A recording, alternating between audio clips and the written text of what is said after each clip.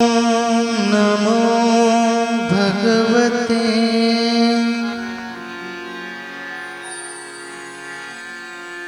वासुदेवाय।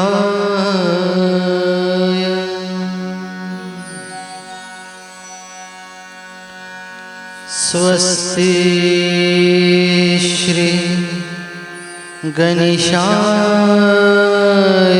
नमः।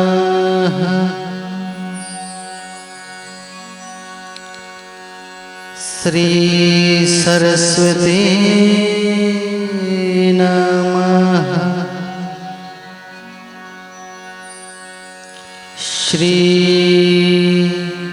गुरुभ्यो नमः। वक्रतुंड महाकाय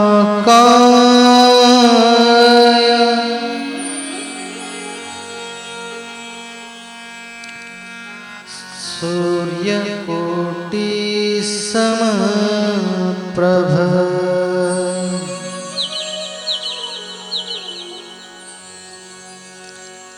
निर्विघ्नं कुरु मे देव।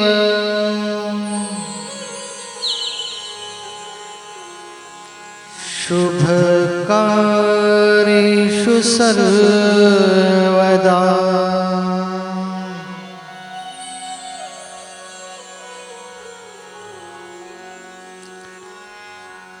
गुरुर्ब्रह्मा गुरुर्विष्णु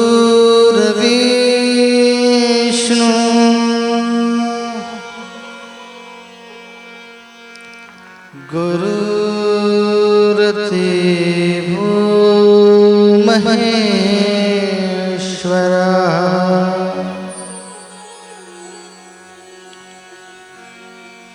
गुरुर्साक्षात् परब्रह्म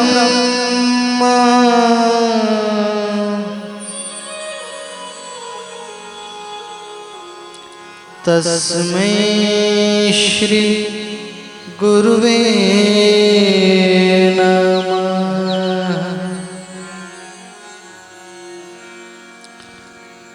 या कुन्देन्दु तुषारहारधवला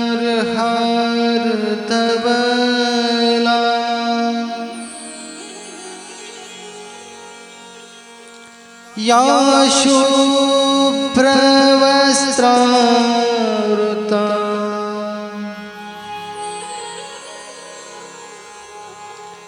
या वीणावरदण्डमण्डितकरा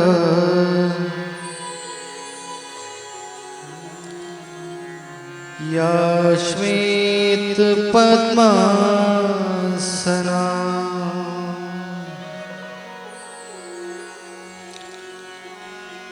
या ब्रह्माच्युतशङ्कर प्रभृतिभिः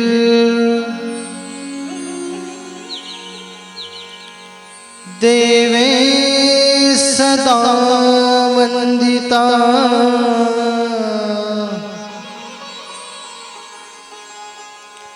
सा मां पातु सरस्वती भगवती निःशेषजाड्यापः।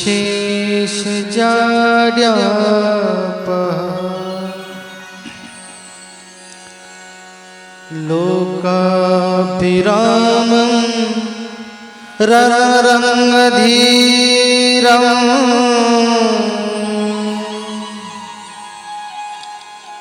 राजीवनेत्रं रघुवंशनाथम्।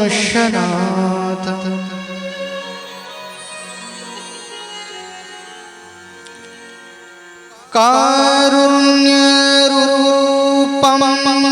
करुणाकरन्दं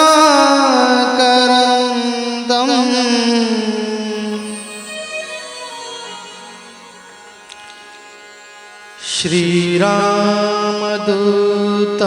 शरणं प्रपद्ये।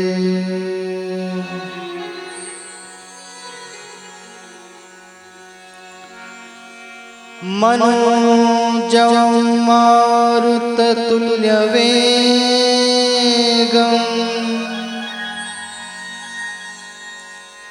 जितेन्द्रियं बुद्धिमतां वरिष्ठम्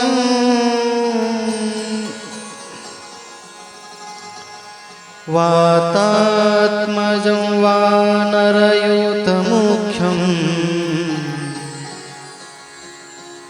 श्रीरामदूतं शरणं प्रपद्ये।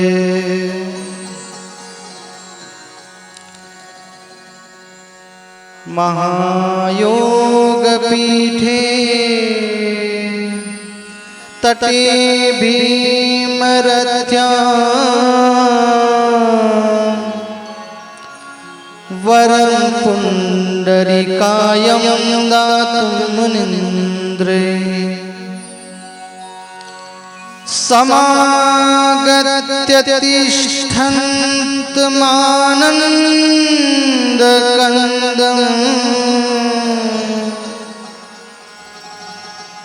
परब्रह्मलिङ्गं भजे पाण्डुरङ्गम् कलापद्मजीवोद्धरार्थावतारम् कलाङ्काङ्कतेजोधिकामोदिवक्त्रम्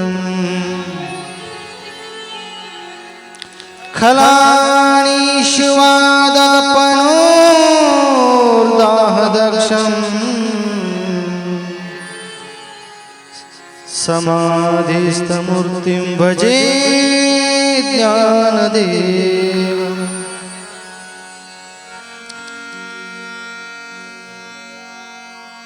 वन्दे देवउमापतिं सुरगुरुम् वन्दे जगत्कारणम्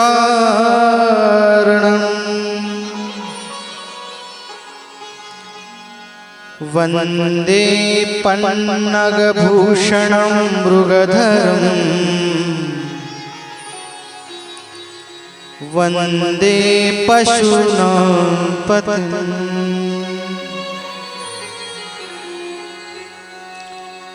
वन्दे सूर्यशशाङ्कवन्निनयनम् वन्दे मुकुन्दप्रियम् वन्दे भक्तजनाश्रयं च वरदम् वन्दे शिवं शङ्करम्।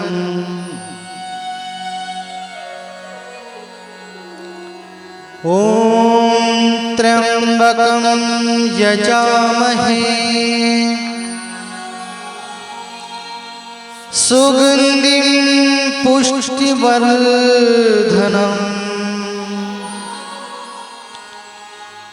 उर्वारुकमिव बन्धनान्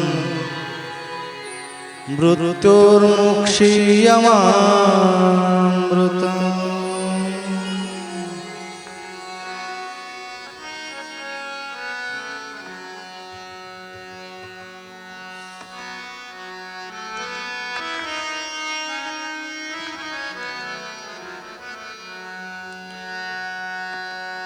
श्री शिवाय नमस्तुभ्यं।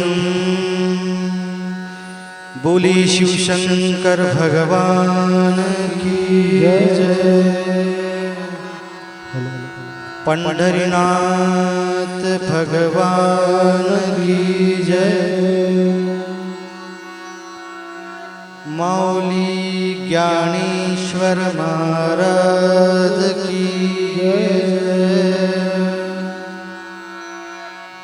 जगद्गुरु तुकाराम महाराज की जय।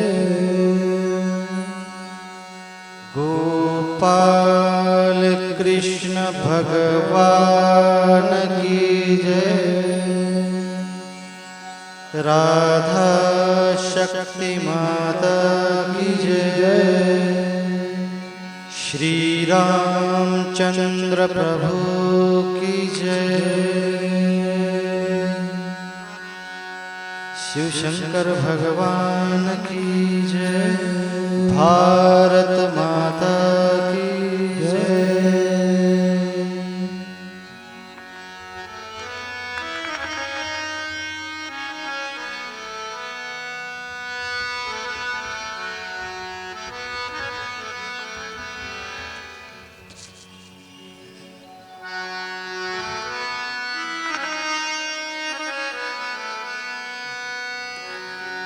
शिव महापुराण, शिव महापुराण, शिव की शिव शक्ति की भक्तार भक्ति की, शिव की शिव शक्ति की भक्तार भक्ति की ये कथा शिव महापुराण, शिव महापुराण, शिव की शिव शक्ति की भक्त और भक्ति की, शिव की शिव शक्ति की भक्त और भक्ति की ये कथा महान। शिव महापुराण, शिव महापुराण, शिव महापुराण।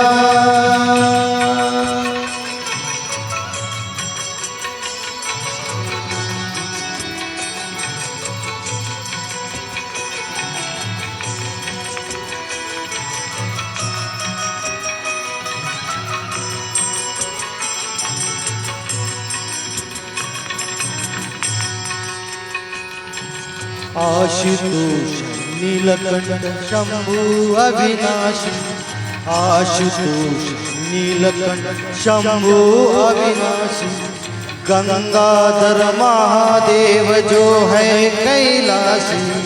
आशुतोष नीलकंठ शंभु अविनाशी, आशुतोष नीलकंठ शंभु अविनाशी, नीलकंठ महादेव जो है कैलाशी। शिव की शिव का बस नाम भक्ति और ध्यान, शिव का बस नाम भक्ति और ध्यान कर दे कल्याण। शिव महापुराण, शिव महापुराण।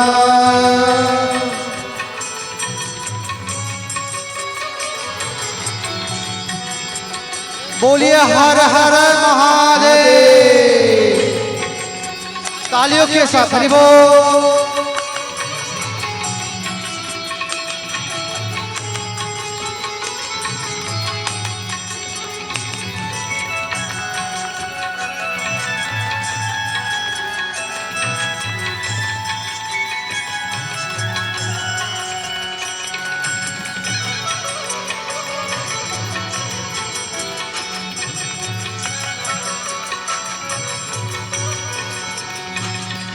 शिव महापुराण, शिव महापुराण, शिव महापुराण, शिव महापुराण। शिव की शिव शक्ति की भक्त और भक्ति की, शिव की शिव शक्ति की भक्त और भक्ति की ये कथा महान। शिव महापुराण, शिव महापुराण, शिव महापुराण।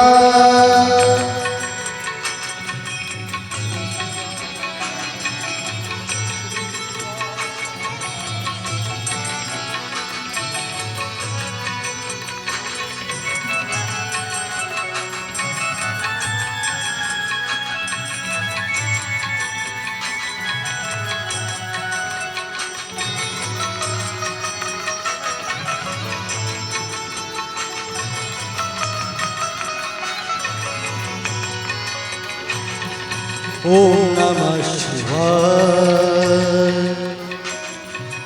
ओम नमः शिवाय ओम नमः शिवाय ओम नमः शिवाय ओम नमः शिवाय ओम नमः शिवाय ओम नमः शिवाय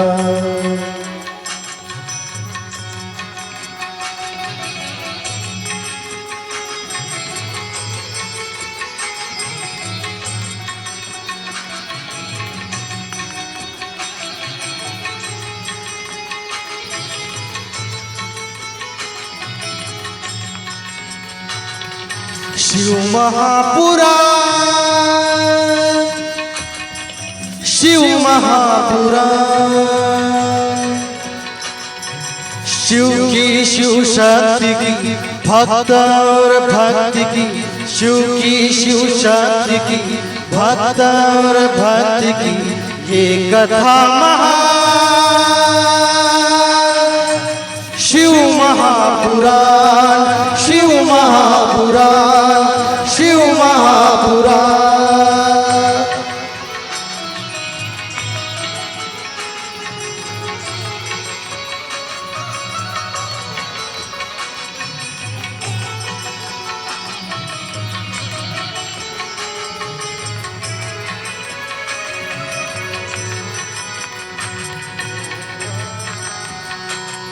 ओम नमः शिवाय ओम नमः शिवाय हर हर भोले नमः शिवाय ओम नमः शिवाय ओम नमः शिवाय हर हर भोले नमः शिवाय ओम नमः शिवाय ओम नमः शिवाय हर हर भोले नमः शिवाय ओम नमः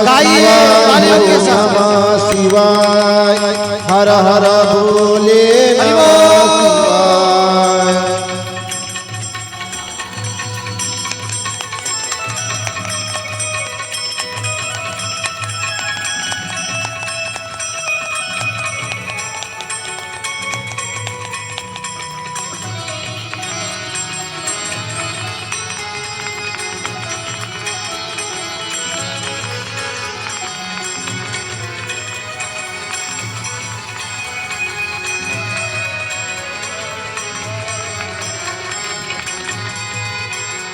ओम नमः शिवाय ओम नमः शिवाय हर हर भोले नमः शिवाय ओम नमः शिवाय ओम नमः शिवाय हर हर भोले नमः शिवाय ओम नमः शिवाय ओम नमः शिवाय हर हर भोले नमः शिवाय ओम नमः शिवाय ओम नमः शिवाय हर हर भोले नमः शिवाय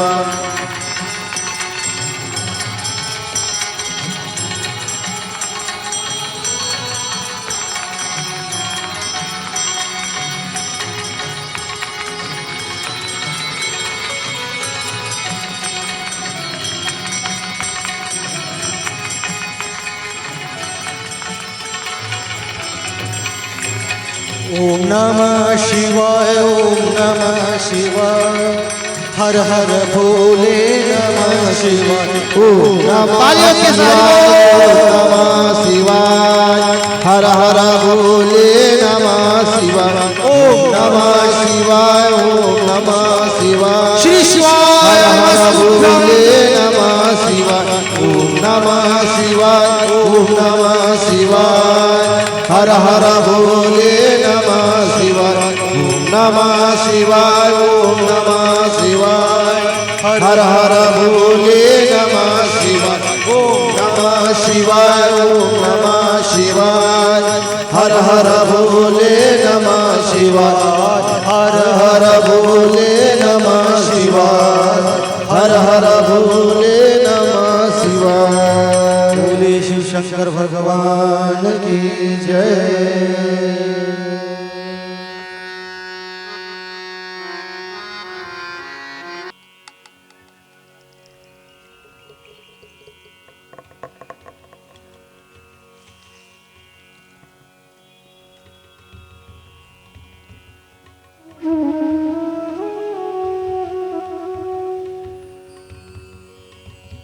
अकारण करुणा वरुणावलय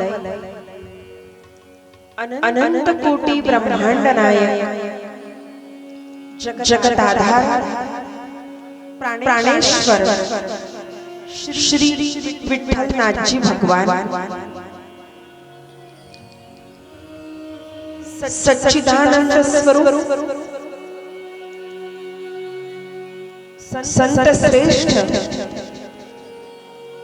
ब्रह्मनिष्ठ ज्ञानियों के राजा माउली ज्ञानेश्वर महाराज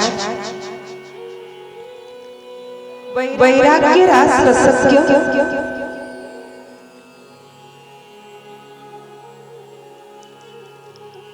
श्री तुकाराम जी महाराज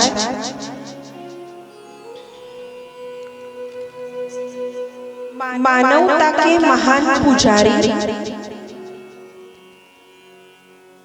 ब्रह्मलीन राष्ट्रसंत श्री टुकड़ोजी महाराज निष्काम कर्म के योगी वैराग्य की मूरत श्री गाड़गे बाबा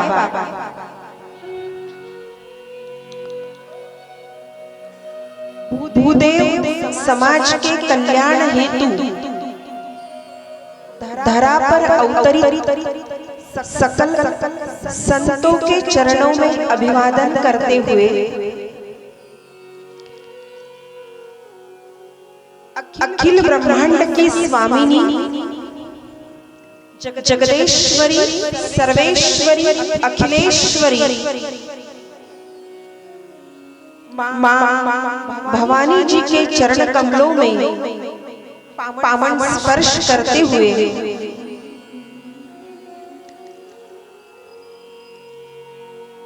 आप सभी श्रद्धालु श्रोतागण उस परम पिता परमात्मा के अंश हो ऐसा समझकर आपके चरणार विंद में कोटि कोटि अभिवादन करते हुए परम आदरणीय व्यासपीठ को प्रणाम करते हुए व्यासपीठ पर विराजमान श्री पंडित जी को अभिवादन करते हुए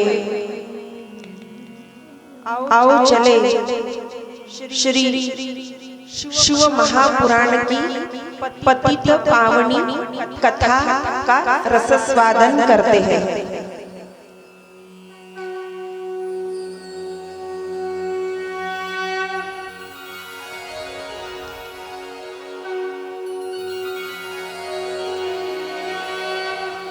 उपस्थित सज्जनों, सबसे पहले तो व्यासपीठ की तरफ से आप सभी नवेगांव वालों का आभार व्यक्त करना चाहिए। इसकी वजह यह है कि आपने श्रीमद् भागवत सुना, श्री रामचरितमानस सुना और 2 बार कथा का श्रवण पान करने के पश्चात तीसरी बार भी आपकी सेवा के लिए हमें पसंद किया। इसीलिए नवेगांव वालों का तो सबसे पहले व्यासपीठ की तरफ से बहुत बहुत आभार। भाई आपके गांव का नाम ही है नवेगांव बांध। जो भी आपसे मिलता है आप उसी के साथ प्यार का बांध बांधते हो और जो भी आपके गांव आता है वो आपका बन के रह जाता है, वो आपका बन जाता है। ये तो आपकी विशेष बात है, ये तो आपकी खासियत है। हाँ, तो इसीलिए आपने ये बांध हमारे साथ भी बांध दिया और तीसरी बार पतित पावनी श्री शिव महापुराण की कथा का श्रवण पान करने हेतु यहाँ पर आपकी सेवा का मौका हमें दिया। हाँ, ये तो हमारे लिए बहुत बड़े सौभाग्य की बात है। और आपको इस बार शिव महापुराण की कथा सुननी है, ये तो आपके लिए बहुत बड़े सौभाग्य की बात है। श्रीमद् भागवत कथा सुनने के पश्चात जीव भक्त बन जाता है। श्री रामचरितमानस कथा सुनने के पश्चात जीव ज्ञानी बन जाता है और श्री शिव महापुराण की कथा श्रवण पान करने के पश्चात एक जीव समर्पित होता है। हाँ, पहले भक्त बनो, उसके बाद ज्ञानी बनो। अब भक्त भी बन गए, ज्ञानी भी बन गए, खाली एक रह गया अभी, और वो है समर्पित होना। जब तक खुद को समर्पित नहीं कर पाओगे। हाँ, आज तक हमने क्या किया? बिल्व पत्र समर्पित किए, दुर्वांकुर समर्पित किए। किसी ने हमें कहा कि शिव जी को सफेद फूल पसंद है, तो हमने सफेद फूल चढ़ा दिया। किसी ने हमें कहा कनेर का फूल पसंद है, तो हमने कनेर का फूल चढ़ा दिया। किसी ने हमें कहा कि मंगलवार के दिन मारुति के मंदिर में जाओ और जिलेबी बूंदी का लड्डू जो केसरी रंग का होता है वे मंगलवार के दिन चढ़ाओ तो मारुति प्रसन्न हो जाएंगे।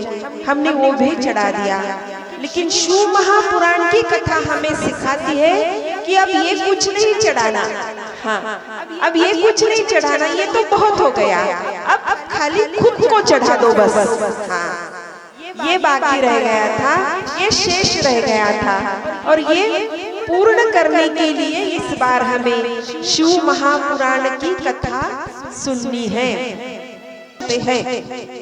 हाँ, जब भी हमने भागवत सुनी तो यही से प्रारंभ हुआ।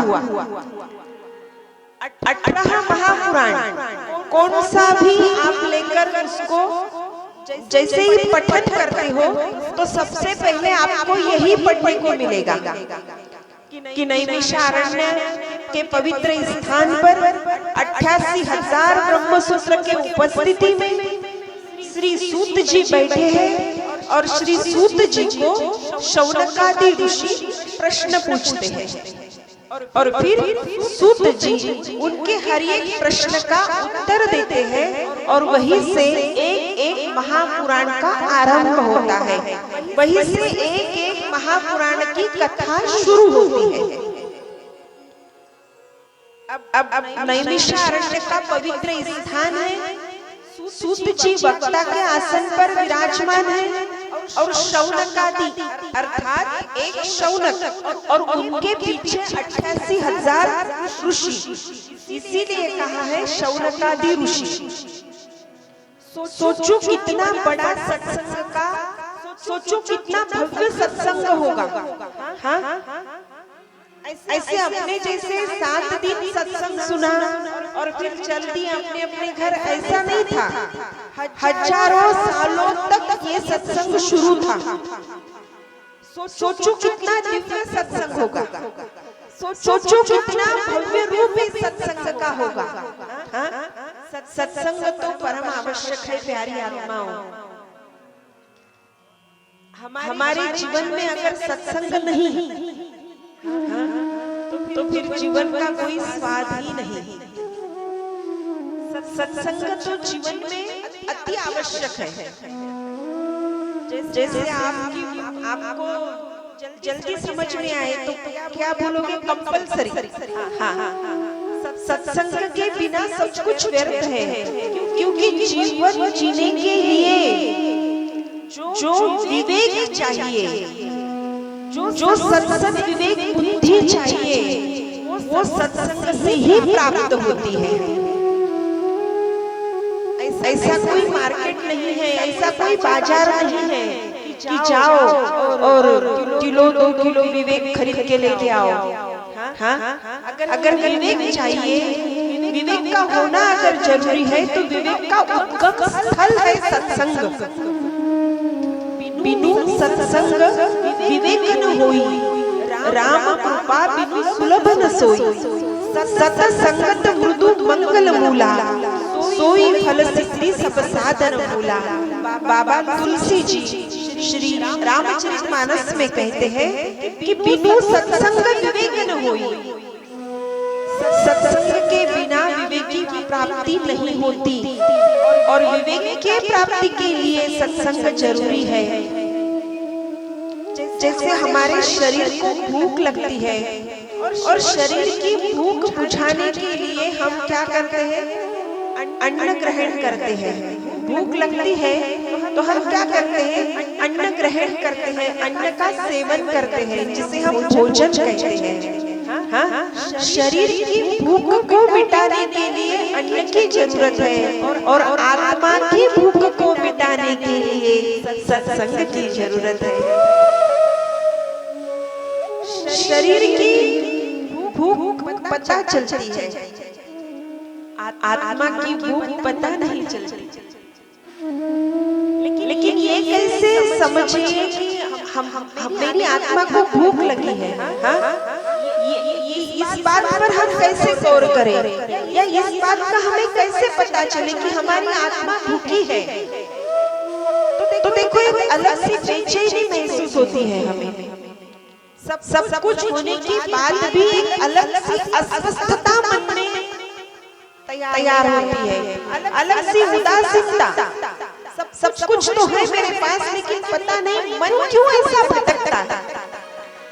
सब कुछ तो है मेरे पास, लेकिन पता नहीं मन क्यों उदास है।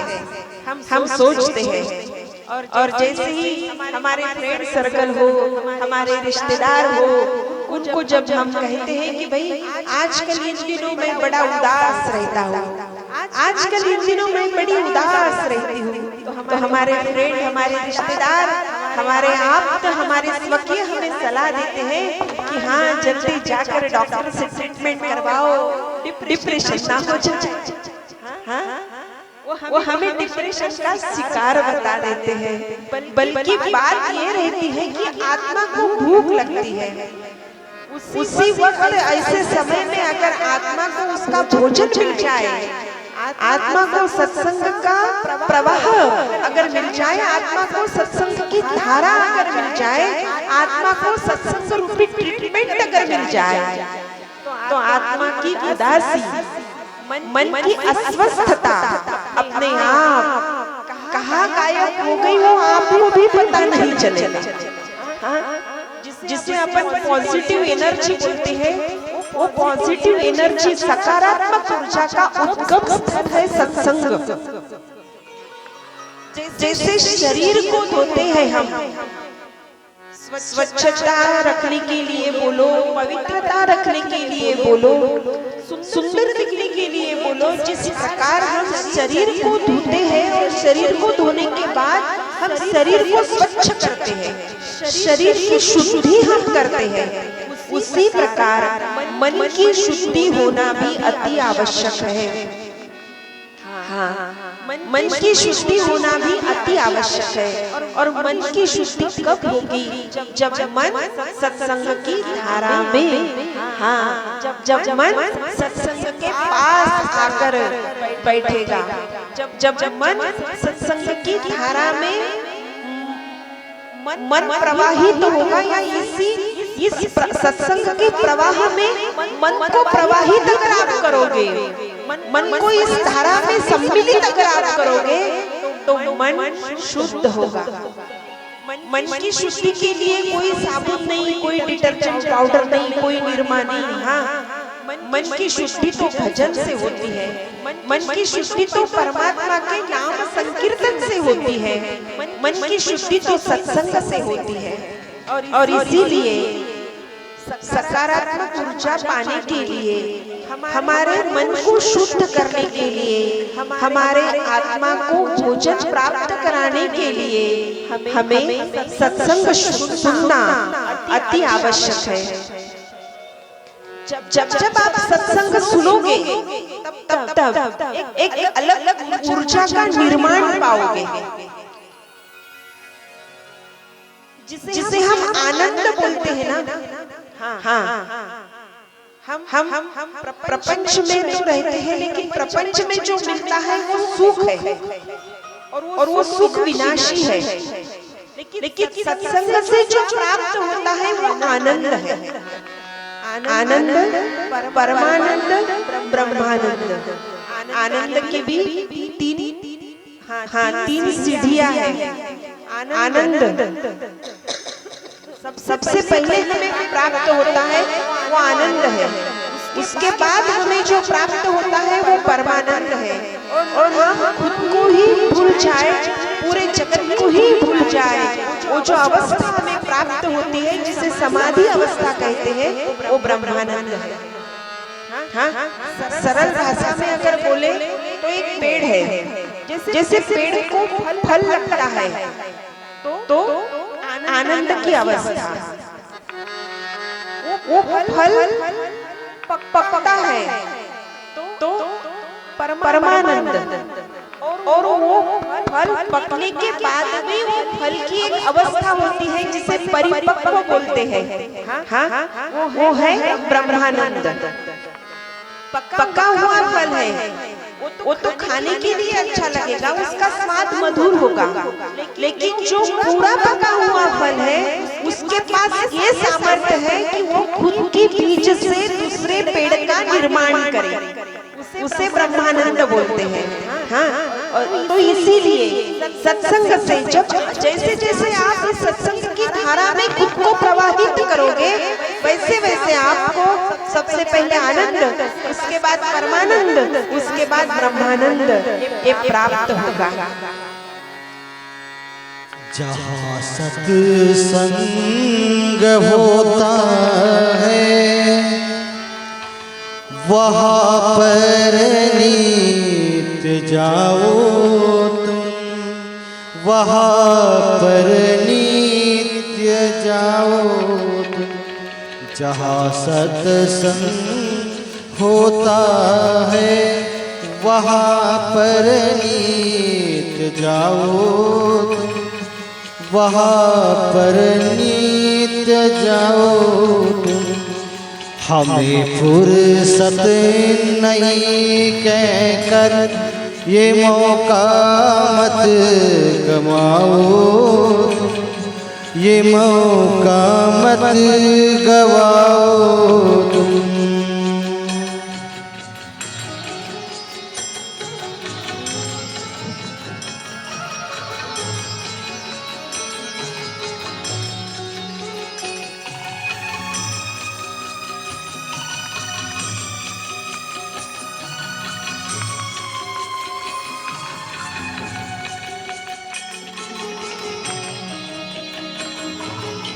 जय हो।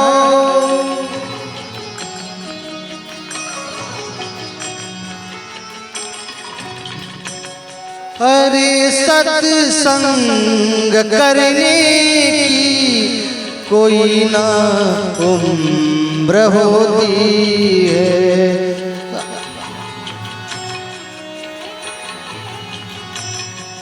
अमर ये दीप है इसकी कभी बुझती न ज्योति है।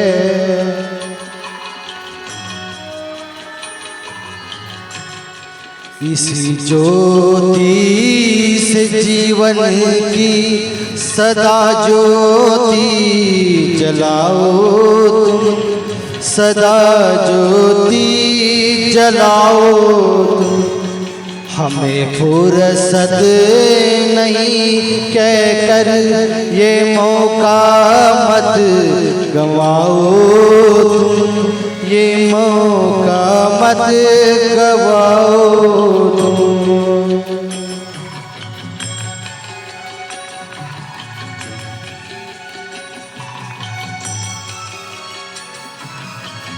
जय हो।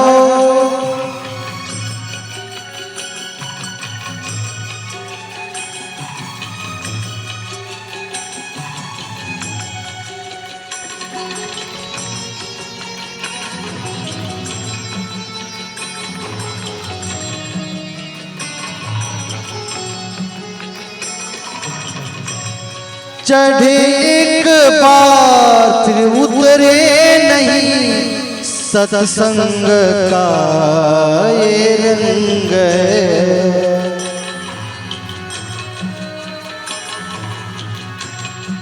बिना प्रभु की कृपा मिलती नहीं, सत्संगियों का संग है।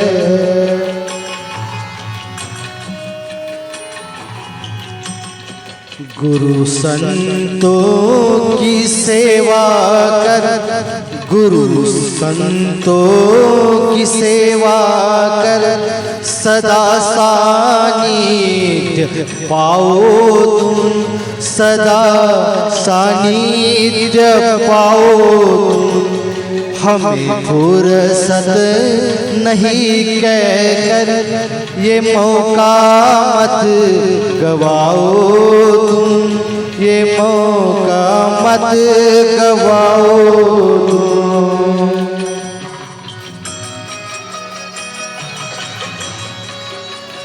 बोलिए हर हर महादेव।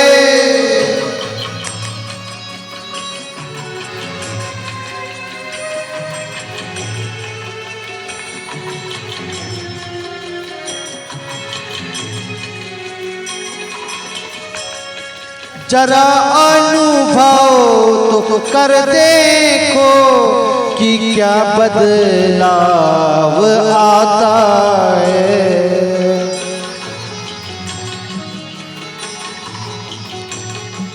कपट सब दूर होता है, हृदय निर्मल हो जाता है।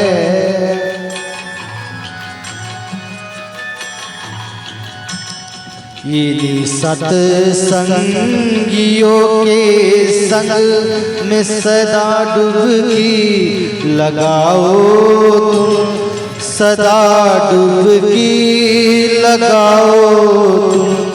हमें फुर्सत नहीं कहकर ये मौका मत गवाओ तुम, ये मौका मत गवाओ तुम।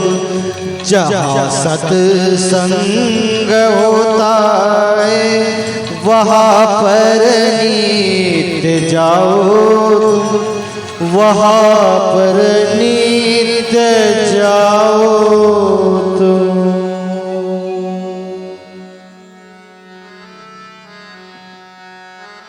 साधारण जीवों के कल्याण हेतु हमारे भूतल पर 18 महापुराणों की रचना की गई। 18 महापुराणों का लिखान किया गया। श्री वेद व्यास जी ने रचना की। बुद्धि की देवता श्री गणेश जी ने लिखान किया। 18 महापुराण कोई एक नहीं, जो भी 18 महापुराण यहाँ पर निर्माण हुए। हाँ, बहुत बार हम ऐसा सुनते हैं कि व्यास जी ने लिखा। बात तो सही है, लेकिन व्यास जी ने लिखा नहीं, व्यास जी ने रचना की। और बुद्धि की देवता श्री गणेश जी ने लिखान किया।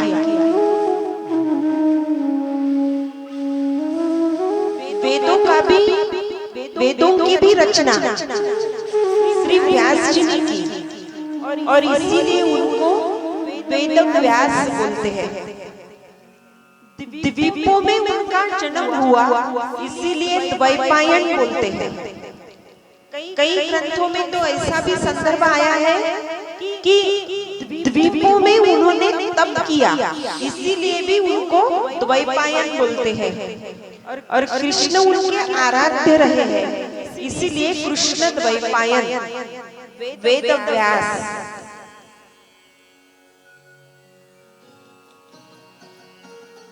इनके जन्म की कहानी की तरफ अगर जाओगे तो वो भी बड़ी अद्भुत है।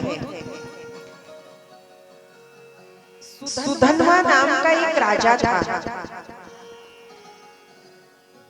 एक बार सुधन्वा राजा युद्ध के लिए अपने राज्य से, अपने महल से बाहर निकला। तो एक पंछी के पास उनकी रानी थी। उनकी रानी ने खुद के रजस्वला होने की खबर एक पंछी के पास भेजी, पंछी के हाथों राजा के पास भेजी। तो तो राजा ने अपना तेज उसी पंछी के पास रानी के लिए भेजा, लेकिन जैसे ही पंछी के हाथों से बोलो, मुख से बोलो, वो तेज जैसे ही गिरा तो वो नदी में गिरा। वहां पर एक मछली थी, नदी में बोलो, बड़ी नदी में बोलो, समुद्र में बोलो, तो वहां पर एक मछली थी। उस मछली ने वो तेज ग्रहण किया। अब वहां मछुआरे का एक सरदार था, उसका नाम था दासराज। तो उसी दासराज ने जो क्या बोलते हैं आप, वो जाली बिछाई कर रखते ना मछलियां पकड़ने के लिए, तो ये दासराज मछुआरा था। तो मछुआरे के वो जाले में ये मछली आ गई। जैसे इस मछली को लेकर वो मछुआरा, वो दासराज घर पर गया तो उसको पता चला कि ये गर्भवती है। अब उसने आकर नदी में उसे छोड़ दिया, और जैसे ही उसके प्रसूति का काल समीप आया तो दासराज ने उसको अपने घर जाने के बाद उसकी प्रसूति की। तो उसकी प्रसूति के पश्चात उसे 2 पुत्र हुए, एक लड़की एक लड़का। अब मैं तो मछुआरा हूँ, और ये क्या अघटित मेरे साथ घटा। ये पूरा अघटित, ये अकल्पित है, ये अनपेक्षित है। अब जो भी मार्ग है वो मार्ग मुझे राजा के पास जाकर ही मिलेगा। तो इसीलिए वो दासराज नाम का मछुआरा, उसका राजा सुधनवा उसके पास पहुंचा। तो राजा बड़े खुश हुए, क्योंकि राजा अभी तक संतानहीन थे, और इसीलिए राजा ने एक पुत्र एक पुत्री, दोनों में से एक पुत्र को स्वीकार किया, और बोले कि चलो इस पुत्र का उत्तरदायित्व मैं स्वीकारता हूँ, ये आज से मेरा पुत्र है। अब मछुआरे ने ये पुत्र मुझे लाकर दिया, एक मछली से इस पुत्र का जन्म हुआ, इसीलिए राजा सुधनवा अपने उस पुत्र का नाम रखते हैं मत्स्यराज। और अब पुत्री का उत्तरदायित्व ये मछुआरा दासराज ये स्वीकारता है। तो अब मत्स्यराज की बहन, तो इसीलिए उसका नाम रखा मत्स्यगंधा। मत्स्यवती भी रख सकते थे, लेकिन इसके शरीर में से मत्स्य की दुर्गंध आती थी, तो इसीलिए नाम रखा मत्स्यगंधा। और यही मत्स्यगंधा है जिसको आप सत्यवती नाम से जानते हो। हाँ, ये सत्यवती महाभारत की वो एक बहुत बड़ी महत्वपूर्ण पात्र है। हाँ, जिस सत्यवती से महाभारत के कल्प का आरंभ हुआ, ये वो सत्यवती है। तो एक दिन ये हुआ कि ये सत्यवती ये मत्स्यगंधा एक नौका पर विहार कर रही थी। अब थी तो मछुआरे की ही लड़की, तो पूरे अपने पिताजी के कार्य में हाथ बटाती थी उनका। तो जैसे ये नौका में विहार करती थी, कोई आता था जो इस किनारे से उस किनारे जाता है, तो उसको ये नौका में से पार कराती थी। तो एक दिन इसी की नौका में बैठने के लिए पराशर नाम के ऋषि आए, और जैसे ही पराशर ऋषि इसके रूप को देखते हैं, इसके शरीर को, इसके सौंदर्य को देखते हैं, तो वो उनका मन लोलुप्त होता है, और वो कहते हैं कि हे सुंदरी, मुझे तेरे साथ सहवास करना है। तो वो बोलती है कि हे महामुनि, आप तो महामुनि हो, आप तो ऋषि हो, और मैं तो नीच जाति की हूँ, मैं तो मछुआरे की लड़की हूँ। अपितु मेरे शरीर में से तो दुर्गंध आती है, आपका और मेरा सहवास तो कभी संभव नहीं होगा। तो पराशर ऋषि कहते हैं कि अगर तू मेरे साथ सहवास करने के लिए तैयार है, तो मैं तुझे आशीर्वाद देता हूँ कि आज से बाद तेरे शरीर से कोई दुर्गंध नहीं आएगी, बल्कि सुगंध आएगी, और वो सुगंध तेरे से दूर 1 योजन तक जाएगी। और इसीलिए इसका एक नाम पड़ा योजन गंधा। हाँ, और दूसरी बात वो कहती है कि मैं नीच जाति की हूँ, आप ठहरे ऋषि, कुछ दिन मेरे साथ सहवास करोगे, आप निकल जाओगे, फिर मेरे जीवन का क्या होगा? तो ऋषि बोलते हैं, श्री पराशर जी बोलते हैं कि मैं तुझे आशीर्वचन देता हूँ कि प्रसूति के पश्चात भी तू कुमारी ही रहेगी।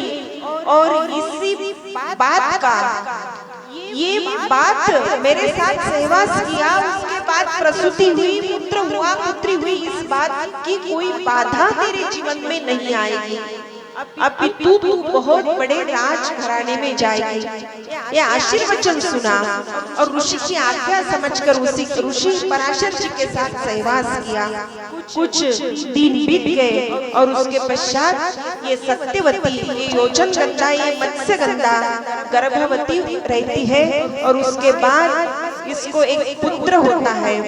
आषाढ़ मास में जो पूर्णिमा आती है, आषाढ़ मास की जो पूर्णिमा है, उस आषाढ़ मास की पूर्णिमा जिसे हम गुरु पूर्णिमा, हाँ गुरु पूर्णिमा कहते हैं, तो उसी दिन मत्स्य गंधा एक पुत्र को जन्म देती है और वो पुत्र है पराशर नंदन श्री व्यास जी।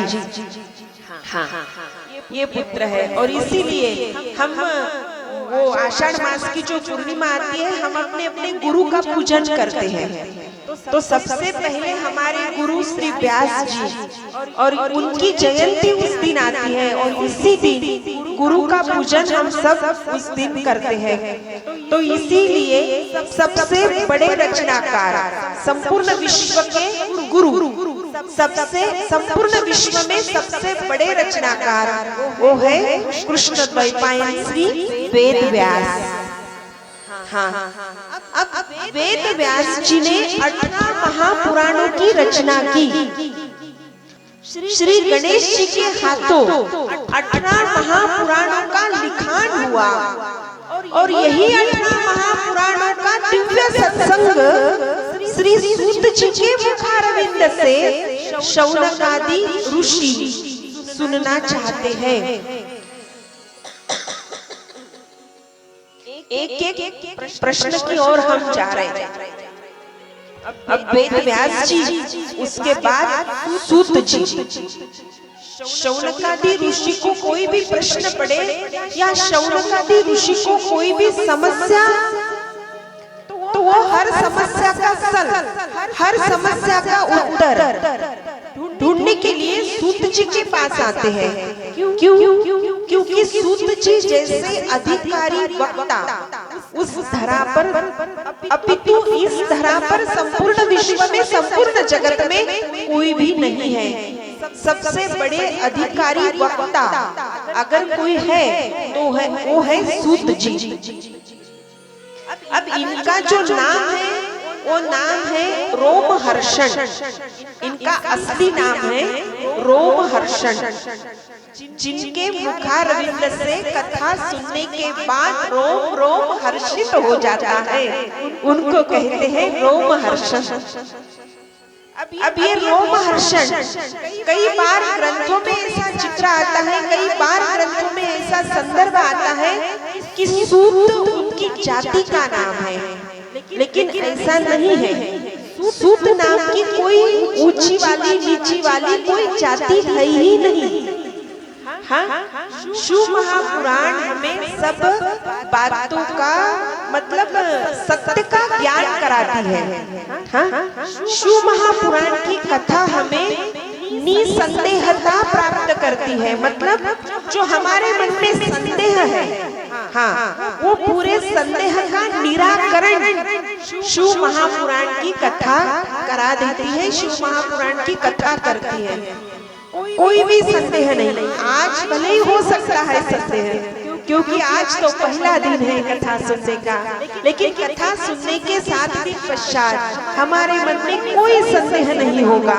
निसंदेह भाव, निस्पृह भाव परम पिता के प्रति हमारे मन में होगा, कोई संदेह नहीं। सूत जी का असली नाम है रोमहर्षण। सूत जी कोई जाति नहीं है, सूत नाम की कोई जाति नहीं है, फिर भी उनको सूत जी क्यों कहते हैं? तो ध्यान से सुनना। स्कंद पुराण में ये कथा आई है, जैसे शिव महापुराण है, भागवत महापुराण है, वैसे स्कंद पुराण है, पद्म पुराण है, विष्णु पुराण है, गरुड़ पुराण है, ब्रह्म वैवर्त पुराण है। तो ऐसे 18 महापुराणों में से और एक स्कंद पुराण, उस स्कंद पुराण में उनके जन्म की कथा बताई है, सूत जी के जन्म की कथा। तो ये अग्निकुंड रहता ना, यज्ञ का अग्निकुंड, जिसे ऋषि मुनि एकत्रित होकर यज्ञ करते हैं, तो अग्निकुंड, तो अग्निकुंड के साथ जो यज्ञ करते हैं उस यज्ञ के भी प्रकार रहते हैं। तो श्रयुत नाम का जो यज्ञ करते हैं, उस श्रयुत नाम के यज्ञ में अग्निकुंड में अलग अलग स्थान होते हैं। उस अलग अलग स्थानों पर मिट्टी के त्रिभुजा आकार, मतलब त्रिकोणे ऐसे बनाते हैं अग्निकुंड में। उसे वैदिक भाषा में कपोल कहते हैं। अब उस कपोल में क्या करते हैं? जौ के आटे से, वो जौ रहते ना, गेहूं नहीं, गेहूं के अंदर जो बीज मिलते हैं उसे जौ कहते हैं। तो उस जौ के आटे से ऐसे छोटी छोटी बाटी की जैसे वो तैयार करते हैं और उस कपोल में रखते हैं। और बाद में आहुति देने के पश्चात ये जो रहते हैं जौ के आटे, ये प्रसाद उस थानों में जौ के आटे से बनाया हुआ ये कटोरी जैसा, बाटी जैसा ये भी तैयार किया। लेकिन क्या हुआ, बृहस्पति के क्षेत्र में जो रखना चाहिए था, या बृहस्पति का जो था उसे पुरोढ़ास कहते हैं, और वो आहुति बृहस्पति संबंधी क्षेत्र में उसकी आहुति दी गई, जबकि आहुति देनी थी इंद्र संबंधित क्षेत्र में। अब ऐसे ये हुआ, और ऐसे होने के बाद, ऐसा यज्ञ होने के बाद, इस श्रौत यज्ञ के पश्चात, पूरा होने के पश्चात उस अग्निकुंड से एक तेजस्वी बालक तैयार हुआ, और इसीलिए उस बालक का नाम सूत रखा वेद व्यास जी ने। और उस बालक को ये बहुत बड़ा तेजस्वी है, बड़े ही बड़ा परम तेजस्वी ये बालक, इसको मैं मेरा शिष्य स्वीकार करता हूँ।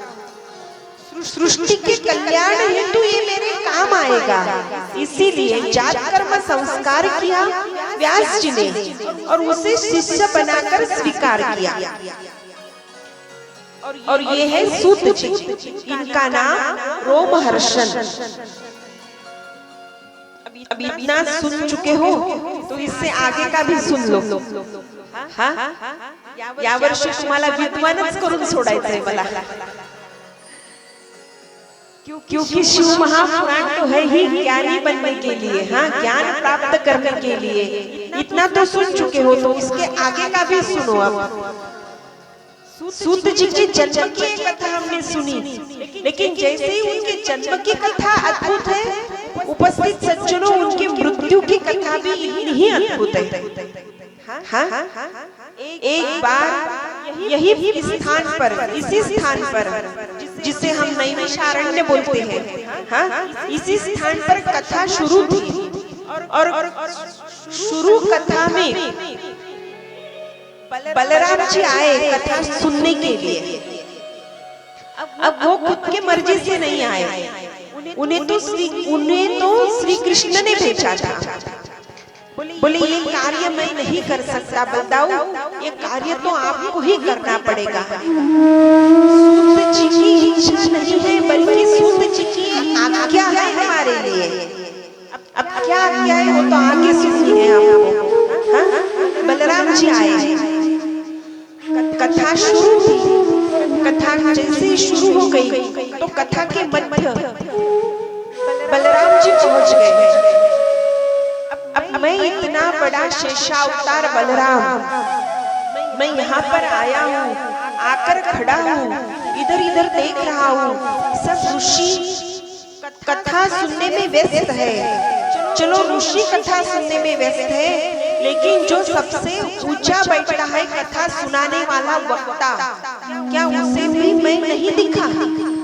मैं इतने बड़े शेष अवतार में इतना बड़ा कृष्ण कन्हैया का बड़ा भाई, हाँ बलराम मेरा नाम है, और मैं इस पंडाल में कथा सुनने के लिए आया हूँ। चलो मान लेता हूँ कि श्रोताओं को मैं नहीं दिखा, लेकिन जो कथा सुनाते हैं वो वक्ता, वो तो सबसे ऊंचे स्थान पर बैठे हैं, क्या उनको भी मैं नहीं दिखा? हाँ, बलदाऊ जी ने खुद का अपमान समझा और बस अपने धनुष से बाण निकाला और सूत जी की हत्या कर दी। अब ये बात तो कुछ हजम होने वाली बात नहीं है। हाँ, इतने बड़े बलदाऊ जी, लेकिन इतने छोटे से कारण पर क्या वो धनुष लेकर बाण छोड़ेंगे? हाँ, यही तो वजह है। स्वयं सूत जी ने ये कहा था कि प्रभु परमपिता हे जगदीश्वर, अब 18 महापुराणों की कथा का बखान मेरे मुखारविंद से हो गया, मेरा कार्य संपूर्ण हो गया, अब मुझे जाने की आज्ञा चाहिए। तो बोले ये तो संभव नहीं है। क्यों नहीं है संभव? तो बोले तेरा प्राकट्य अयोनि है, हाँ तेरा जन्म अयोनि से, क्योंकि तुम तो यज्ञ कुंड से प्रकट हुए हो। हाँ, तुम्हारा जन्म नहीं हुआ, तुम्हारा प्राकट्य हुआ है, और जिसका जन्म होता है हाँ उसी का मरण। अब तुम्हारा तो अयोनिज जन्म है, अयोनिज प्राकट्य है।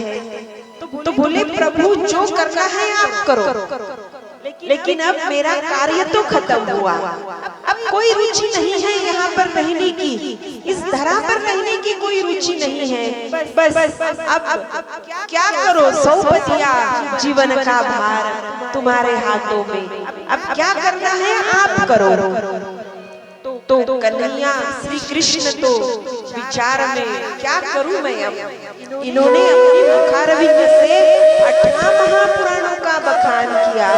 हाँ, श्रीमद् भागवत महापुराण, ब्रह्मवैवर्त पुराण, गरुड़ पुराण, नारद पुराण, क्या क्या बोलूं, 18 महापुराणों का बखान जिस वक्ता ने अपने स्वयं के मुखारविंद से किया हो, क्या मैं उसे मार सकता हूँ? एक काम तो मुझसे नहीं होगा, और इसीलिए बलदाऊ को भेजा। ये काम तो, ये कार्य तो बलदाऊ आपको करना ही करना है, ये कार्य मुझसे नहीं होगा, क्योंकि उन्होंने हर एक सांस मेरी कथा के लिए खर्च की है। हाँ, उन्होंने हर एक सांस में मेरी कथा, उन्होंने अपनी खुद की एक हर एक सांस में मेरी कथा का चयन किया है, और इसीलिए मैं ये कार्य नहीं कर सकता, लेकिन करना तो है। ये सूत जी की इच्छा नहीं है, हमारे लिए ये सूत जी की आज्ञा है। हाँ, अब बलदाऊ जी से आए, सूत जी को पता चल गया था कि बलदाऊ जी आए, इनको परमपिता श्री कृष्ण ने ही भेजा है, और इसीलिए जैसे ही वो कथा में आए, अब उनको तो दिखा वो कथा में आया। वक्ता का स्थान तो शायद इसीलिए पूरे पंडाल में वक्ता का आसन हाँ ऊंचा होता होगा, लेकिन एक बात ध्यान से सुनना, वक्ता का आसन ऊंचा नहीं होगा तो चलेगा, लेकिन वक्ता ऊंचा होना चाहिए। हाँ, वक्त्याचं आसन उंच नसेल तर चालेल, पण वक्ता उंचावलेला असावा। हाँ, ये बात इसीलिए अब क्या करें, उनको तो दिखे बलदाऊ जी, लेकिन नहीं देखा। बलदाऊ जी ने खुद का अपमान समझा, और इसीलिए बलदाऊ जी ने, पता था कि मुझे ब्रह्म हत्या का पातक लगेगा, लेकिन फिर भी कृष्ण की आज्ञा थी, कृष्ण ने भेजा था, और इसीलिए बलदाऊ जी के हाथों सूत जी का वध हुआ, नहीं सूत जी की हत्या हुई। इसके बाद बलदाऊ जी ने प्रायश्चित किया, क्योंकि वो तो थी ब्रह्म हत्या ही। हाँ, तो बलदाऊ जी ने प्रायश्चित किया और सूत जी का पुत्र जिसका नाम है उग्रश्रवा, उसको सूत जी के आसन पर बिठाया। ये है सूत जी। अब सूत जी और सूत जी के पास आते हैं शौनकादि ऋषि। हाँ, शौनकादि ऋषि। अब शौनकादि ऋषि अर्थात हमेशा संदेह उनके मन में रहता है, हमेशा प्रश्न उनके मन में रहता है, और वो संदेह का निराकरण करने के लिए वो शौनक ऋषि सूत जी के पास आते हैं।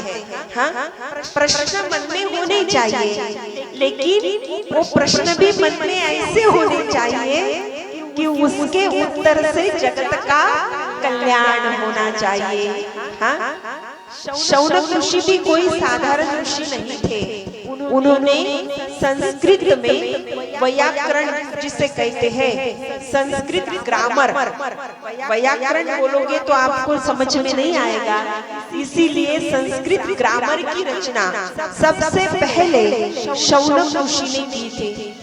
ऋग्वेद में 6 अनुक्रमणिका जो रहती ना ऋग्वेद में, तो उस 6 अनुक्रमणिकों के ये रचनाकार है।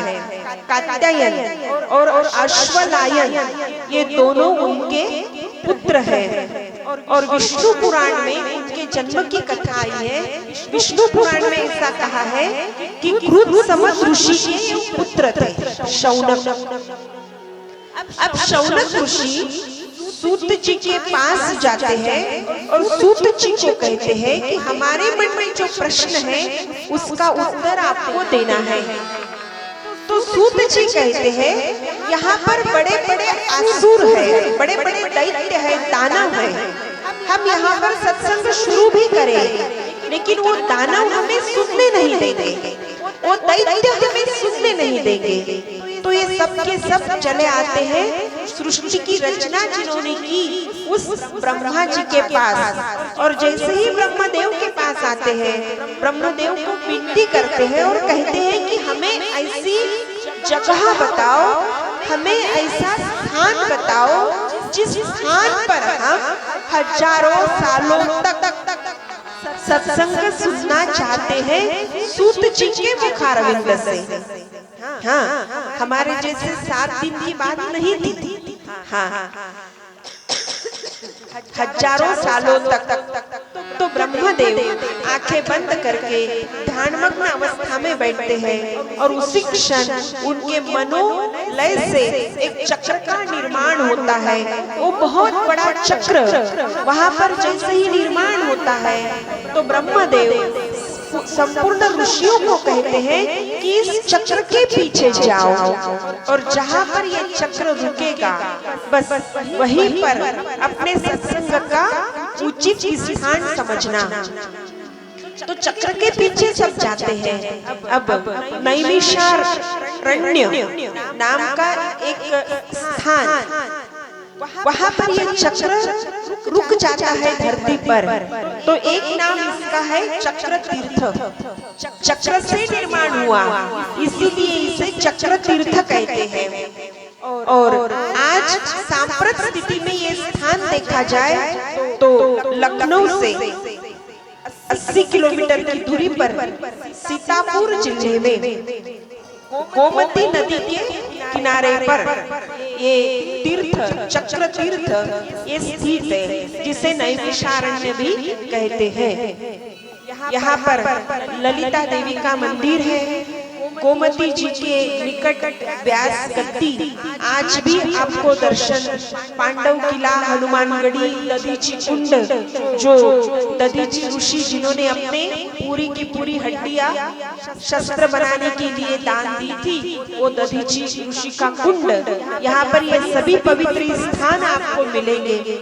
इसी स्थान को 88,000 ऋषि की तपोभूमि भी कहते हैं। और बस जैसे ही ब्रह्मदेव इस तपस्वी ऋषियों को इस स्थान, ये चक्र जैसे उस स्थान पर आकर गिरता है, स्थिर होता है चक्र, तो बस ये जगह हमारे लिए उचित जगह है। ये स्थान पवित्र स्थान है, यहाँ पर कोई दानव नहीं आएगा, क्योंकि ये ब्रह्मदेव ने हमें बताई हुई जगह है। और इसीलिए उस जगह पर सब लोग विराजमान होते हैं। सूत जी विराजमान होते हैं। वक्ता के स्थान पर 88,000 ऋषि, शौनक जी उनके प्रमुख हैं और वो विराजमान होते हैं श्रोताओं के स्थान पर। और शौनकादि ऋषि इस बार प्रश्न पूछते हैं। इस बार अर्थात शिव महापुराण कथा के आरंभ के पूर्व 18 महापुराण सुने हैं सूत जी के मुखारविंद से शौनकादि ऋषियों ने, और हर बार नए प्रश्न पूछे। इसीलिए कहा है कि इस बार, हाँ, तो इस बार शौनकादि ऋषि प्रश्न पूछते हैं कि विवेक बुद्धि कैसे प्राप्त होगी, हाँ, असुर स्वभाव का निवारण कैसे करें, काम क्रोध आदि का निवारण कैसे करें, आत्म कल्याण का साधन क्या है, और यदि मनुष्य चाहता है कि मुझे शिव की प्राप्ति करनी है, तो क्या मनुष्य शिव को प्राप्त कर सकता है? यदि मनुष्य चाहता है कि मुझे मृत्यु के पश्चात शिवलोक जाना है, तो क्या मनुष्य मृत्यु के पश्चात शिवलोक की प्राप्ति कर सकता है? हाँ? प्रश्न बड़े ही मार्मिक थे, अर्थपूर्ण थे। हम जैसे प्रश्न पूछते हैं या हमारे मन में जैसे प्रश्न का निर्माण होता है, हाँ? हमारे मन में तो प्रश्न का निर्माण तो क्या बोले, हाँ? राम सेतु का कहा तो हम कहेंगे कि भाई सचमुच ये हो, मतलब यही से शुरू होता है, यही से शुरू होता है। लेकिन यहाँ पर तो बड़े अर्थपूर्ण जगत कल्याण के लिए प्रश्न पूछे थे। ये तो निमित्त मात्र थे। 88,000 ऋषि, उनके प्रमुख शौनक, ये तो एक निमित्त था। लेकिन संपूर्ण जगत के कल्याण के लिए, संपूर्ण विश्व के हित के लिए प्रश्न पूछे थे, हाँ? और सूत जी कहते हैं कि आओ ऋषियों, अब आपने कहा ही है कि मनुष्य को क्या शिवलोक की प्राप्ति हो सकती है, जिस प्रकार मनुष्य को वैकुंठ की प्राप्ति हो सकती है, उसी प्रकार मनुष्य को शिवलोक की भी प्राप्ति हो सकती है। तो आओ इस बार हम शिव महापुराण की कथा में प्रवेश करेंगे। और इसी प्रकार आरंभ हुआ 88,000 ऋषियों के पावन उपस्थिति में श्री सूत जी के मुखारविंद से श्री शिव महापुराण की पतित पावनी कथा का आरंभ हुआ। आओ महिमा गाए भोलेनाथ की, भक्ति में खो जाए भोलेनाथ की।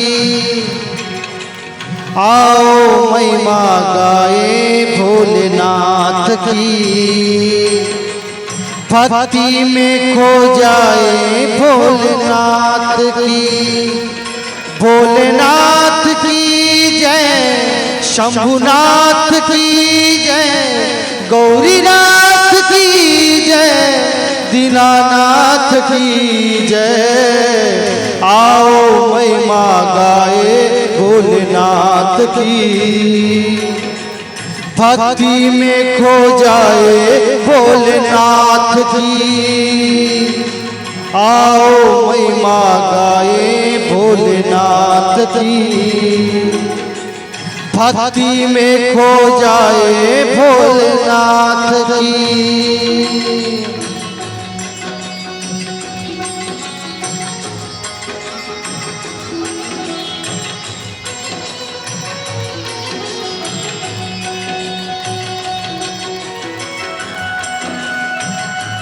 बोले शिव शंकर भगवान की जय।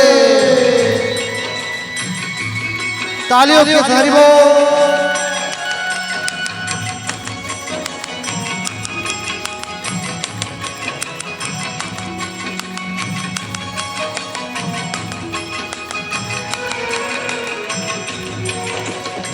मुख पर तेज अंग भभूति, गले सर्प की माला,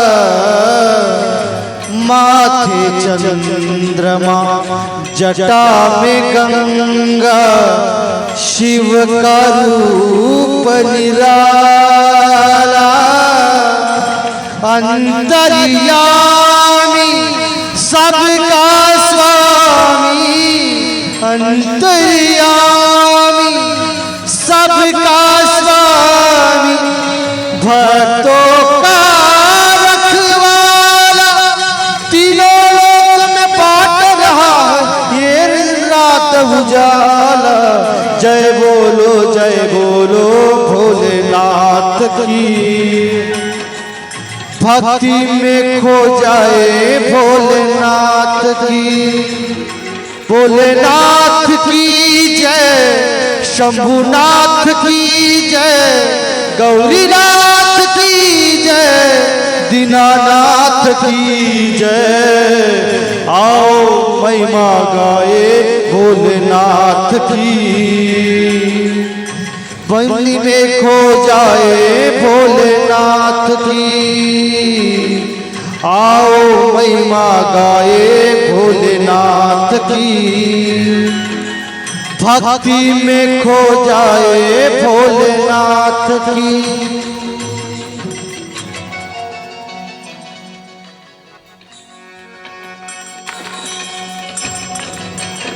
जय हो तालियों के साथ। ऑटो की शोभा लाली से और भजन की शोभा ताली से।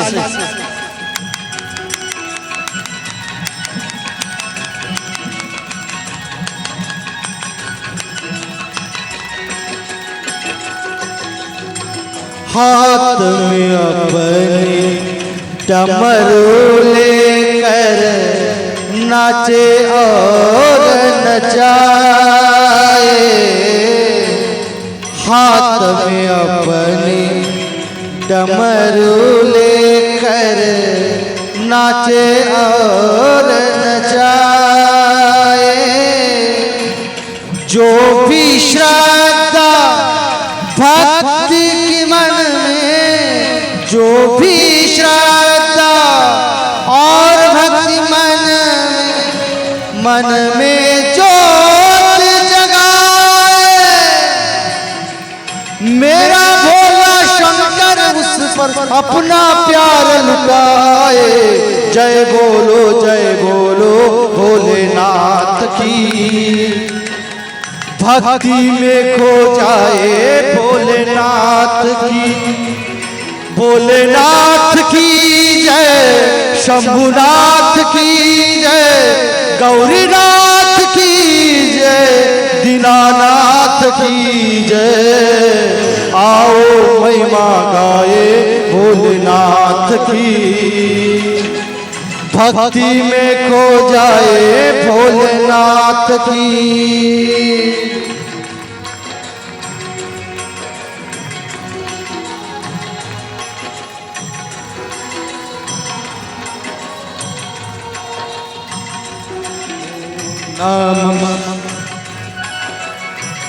जय हो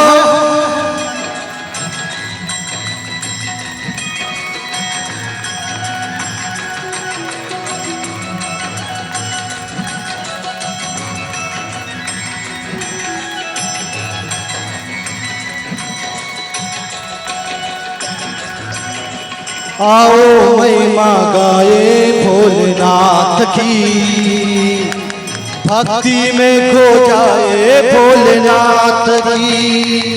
भोलेनाथ की जय, शंभुनाथ की जय, गौरीनाथ की जय, दीनानाथ की जय। आओ महिमा गाए भोलेनाथ की, भक्ति में खो जाए भोलेनाथ की, आओ महिमा गाए भोलेनाथ की, भक्ति में खो जाए भोलेनाथ की। भोलेनाथ की जय, शंभुनाथ की जय, दीनानाथ की जय, दीनानाथ की जय, आओ महिमा गाए भोलेनाथ की, भक्ति में खो जाए भोलेनाथ की, आओ महिमा गाए भोलेनाथ की, भक्ति में खो जाए भोलेनाथ। बोले शिव शंकर भगवान